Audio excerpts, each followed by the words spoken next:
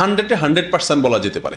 100% লোক কোরবানি করতে গিয়ে ভুলটা করে, সেটা হলো কোরবানির পশু যারা বানায়, কসাই, তাদেরকে পারিশ্রমিক দেওয়া হয়, ঠিক না ঠিক? পারিশ্রমিক হিসাবে নগদ টাকা, তাদের সাথে চুক্তি থাকে, হাজারে কত টাকা, এরকম একটা সিস্টেম আছে। এই সিস্টেমে গোটা গরু বলেন, ছাগল বলেন, এটা তারা বানায়।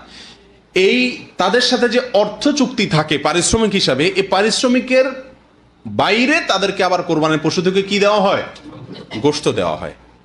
যদি তাদেরকে অন্য 10 জনের মতো দেওয়া হয় তাহলে তাতে কোনো আপত্তি নেই, কিন্তু তারা যেহেতু গরু বানাইছে সেই হিসাবে তাদেরকে অন্য 10 জনকে হয়তো আধা কেজি 1 পোয়া করে আপনি দিচ্ছেন, সাধারণ যাদেরকে দান করছেন, কিন্তু এদেরকে 2, 4, 5 কেজি দিচ্ছেন। কেন? তারা কষ্ট করছে, পরিশ্রম করছে তারা, এই জন্য তাদেরকে দিচ্ছেন। তাহলে পারিশ্রমিক হলো।